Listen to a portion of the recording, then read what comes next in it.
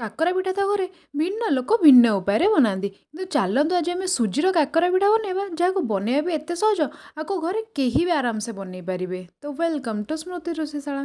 ତ ପିଠା ବନେଇବା ପାଇଁ ମୁଁ ଏଠି ପ୍ରଥମେ ପୁରର ପ୍ରସ୍ତୁତି କରୁଛି, ଯାହା ପାଇଁ ମୁଁ ଗୋଟେ ବଡ଼ ନଡ଼ିଆକୁ ଏମିତି କୋରିକି ନେଇଯାଇଛି। ତାକୁ ହାଲକା 30 ସେକେଣ୍ଡ ପାଖାପାଖି ଭାଜି ନେବା। ବେଶୀ ଅଧିକ ଭାଜିବାନି, ନାହିଁ ତ ସେ ଖାଇଲା ବେଳେ ବହୁତ ଡ୍ରାଏ ଲାଗିବ। ଟିକେ ଭାଜି ଦେଲେ ଆମେ ଯେମିତି ୟାକୁ ଷ୍ଟୋର୍ କରିବା ତ ଏ ଜଲ୍ଦି ପୁରଟା ନଷ୍ଟ ହେବନି। ତ 30 ସେକେଣ୍ଡ ପାଖାପାଖି ଭାଜି ସାରିଲା ପରେ ଏଥିରେ ଆମେ ଟିକେ ପାନ ମଧୁରୀ ଆଡ଼୍ କରିବା, ଯାହାର କି ଟେଷ୍ଟ ଆଉ ସ୍ମେଲ୍ ବହୁତ ବଢ଼ିଆ ଆସିଥାଏ।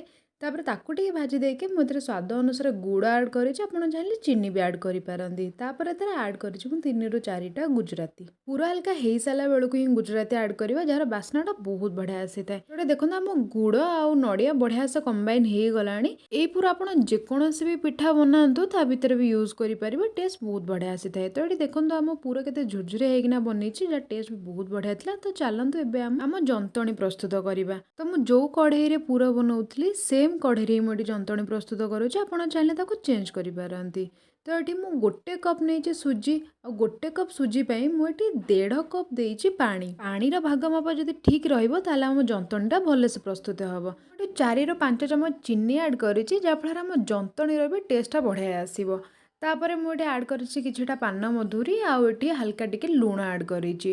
ତାପରେ ଯେତେବେଳେ ସବୁ ଭଲସେ ମିଶି ସାରିଲା ପରେ ଚିନି, ଏଥିରେ ମୁଁ 3ରୁ 4 ଚାମଚ ଘିଅ ଆଡ଼୍ କରିଛି, ଯାହାଫଳରେ ଆମ ଜନ୍ତଣିଟା କଢ଼େଇରେ ଲାଗିବନି, ଆଉ ବନେଇଲା ବେଳେ ପିଠା ବି ଆମର ବହୁତ ବଢ଼ିଆସେ ବନିବ। ଆଉ ଘିଅର ଟେଷ୍ଟ ଆଉ ତା ବାସ୍ନାରେ ଆମ କାକରା ପିଠା ଛାଣିଲା ବେଳେ ବି ବହୁତ ବଢ଼ିଆ ବାସ୍ନା ହେଇଥାଏ, ଆଉ ଟେଷ୍ଟ ବି ବହୁତ ବଢ଼ିଆ ଲାଗିଥାଏ। ତେଣୁକରି ଘିଅ ଟିକେ ଆପଣ ନିହାତି ଆଡ଼୍ କରନ୍ତୁ। ଆମେ ଯେଉଁ ପାଣି ଦେଇଛେ ସବୁ ଜିନିଷ ଭଲରେ ଫୁଟି ସାରିଲା ପରେ ଏଥିରେ ଆମ ସୁଜି ଆଡ଼୍ କରିବା।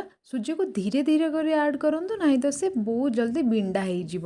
ତ ଧୀରେ ଧୀରେ ଟିକେ ସବୁତକ ସୁଜି ଆଡ଼୍ କରିସାରିଲା ପରେ ତାକୁ ଆମେ ଧୀରେ ଧୀରେ ଚଲେଇବା। ଆଉ ୟାକୁ ଜନ୍ତିଲା ବେଳେ ଫ୍ଲେମ୍ ଲୋ ହିଁ ରଖନ୍ତୁ, କାହିଁକିନା ଯଦି ଆପଣ ହାଇ ଫ୍ଲେମ୍ ଦେଇଦେବେ ପାଣି ବହୁତ ଜଲ୍ଦି ମରିଯିବ, କିନ୍ତୁ ଆମ ଏଠି ସୁଜିଟା ଭଲସେ ସିଝି ନଥିବ, ଯାହାଫଳରେ ଆମ ଜନ୍ତଣିଟା ଭଲରେ ହେବନି, ଆଉ ପିଠା ବନେଇଲା ବେଳେ ପିଠା ଫାଟିବ। ଆପଣ ସ୍ଲୋ ଫ୍ଲେମ୍ରେ ଆକୁ ଧୀରେ ଧୀରେ ଚଲେଇ ଚଲେଇ ଜନ୍ତନ୍ତୁ। ଦେଖିବେ ଆପଣ ଯେତିକି ସୁଜି ନେଇଥିଲେ କ୍ୱାଣ୍ଟିଟି ତାର ଅଲମୋଷ୍ଟ ଡବଲରୁ ବି ଅଧିକ ହେଇଯିବ। ଏଠି ଦେଖନ୍ତୁ ସବୁତକ ପାଣି ଅଲରେଡ଼ି ରିଡ୍ୟୁସ୍ ହେଇଗଲାଣି, ଆଉ ଆମ ସୁଜି ବି ଫୁଲିକି କେତେ ସାରା ହେଇଗଲାଣି। କିନ୍ତୁ ଆକୁ ସ୍ଲୋ ଫ୍ଲେମ୍ରେ ମୁଁ ଆହୁରି ଜନ୍ତୁଛି। ଏବେ ଦେଖିପାରୁଥିବେ ସୁଜି କେତେ ଏବେ ସ୍ମୁଥ୍ ଦେଖାଯାଉଛି। ଆମ ସୁଜିଟା ଟିକେ ଭଲରେ ସିଝି ଯାଇଛି।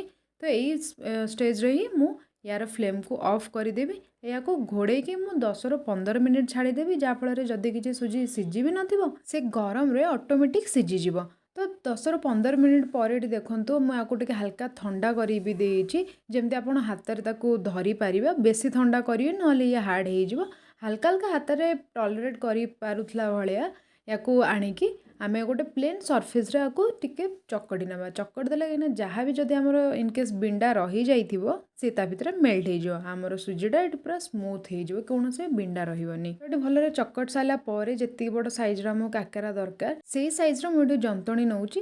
ଜନ୍ତଣିକୁ ହାତରେ ଭଲସେ ଗୋଟେ ଗୋଲ ସେପ୍ ଦେଇଦେବା। ତାପରେ ତାକୁ ମଝିରୁ ପ୍ରେସ୍ କରିକି ଆମେ ଗୋଟେ ତାଟିଆ ସେପ୍ ଦେବା।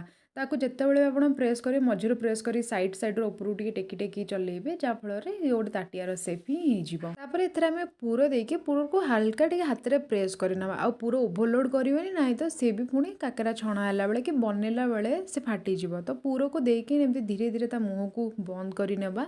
ତାପରେ ଏଠି ତାକୁ ହାଲକା ହାଲକା ପ୍ରେସ୍ କରିକି ଗୋଟେ ଭଲ ରାଉଣ୍ଡ ସେପ୍ ଦେଇଦେବା। ଆଉ ଟ୍ରାଏ କରିବେ କି ଯେମିତି ଆମ ପିଠା କୌଣସି ବି ସାଇଡ଼୍ରୁ ନ ଫାଟେ, କାହିଁକିନା ଯଦି ଏବେ ଫାଟିଗଲା ତ ତେଲକୁ ଗଲା ପରେ ସେ ପୁରାପୁରି ଫାଟିଯିବ, ଆମ ପିଠା ବି ନଷ୍ଟ ହେଇଯିବ ଆଉ ତେଲ ବି ନଷ୍ଟ ହେଇଯିବ। ତ ସେମ୍ ଉପାୟରେ ଆମେ ଏଠି 3-4ଟା ପିଠା ମୁଁ ବନେଇକି ରଖିଦେଇଛି, ଗୋଟେ ବାରରେ ଯେତିକି ଆସିବ। ଏହାକୁ ଛାଣିଲା ପୂର୍ବରୁ ଦେଖିବେ ତେଲ ଅଧିକ ଯେମିତି ଗରମ ନ ହେଇଥିବା ଦରକାର, ହାଲକା ଟିକେ ଟିକେ ତେଲ ଗରମ ହେଇଥିବ। ତ ଫ୍ଲେମ୍ ଏହାର ଲୋ ମିଡ଼ିୟମ୍ ହିଁ ରଖିବେ। ତାପରେ ଗୋଟା ଗୋଟା କରି ଆକୁ ଓଭରଲୋଡ଼ ନ କରିକି ଗୋଟେ ବ୍ୟାଚ୍ରେ ଯେତିକି ଆସିବ ଆପଣ ସେତିକି ଆଡ଼୍ କରିବେ। ତ ମୁଁ ଏଠି ଗୋଟେ ବ୍ୟାଚ୍ରେ ମୋର 4ରୁ 5ଟା ଆସିଥିଲା, ମୁଁ ସେତିକି ଆଡ଼୍ କରିଛି। ତ ପିଠାକୁ ତେଲରେ ଦେଲା ପରେ ତାକୁ ଇମିଡ଼ିଏଟଲି ଚଲେଇବେନି, ନାହିଁ ତ ପିଠା ଆମର ଫାଟିଯିବ। ତାକୁ ପାଖାପାଖି 30-60 ସେକେଣ୍ଡ ନାହିଁ ତ 1 ମିନିଟ୍ ପାଖାପାଖି ତାକୁ ଛାଡ଼ିଦେବେ ତେଲରେ। ତାପରେ ତାକୁ ଧୀରେ ଧୀରେ ଓଲଟେଇବେ, ସେ ଆଉ ଫାଟିବନି। ତ ଏଠି ଦେଖିପାରୁଥିବେ ଗୋଟେ ସାଇଡ଼୍ ଅଲରେଡ଼ି ହାଲକା ଟିକେ ରେଡ୍ ଦେଖାଯାଉଛି। ତ ସେଇ ଷ୍ଟେଜ୍ରେ ମୁଁ ୟାକୁ ସବୁ ତାକୁ ଓଲଟେଇ ଦେଇଛି। ପୁଣି ୟାକୁ ମୁଁ ପାଖାପାଖି 1ରୁ 2 ମିନିଟ୍ ଛାଡ଼ିଦେବି ଲୋ ଫ୍ଲେମ୍ରେ ହିଁ, ନହେଲେ ୟାର ଉପର ରେଡ୍ ହେଇଯିବ ଆଉ ଭିତର ସିଝିବନି।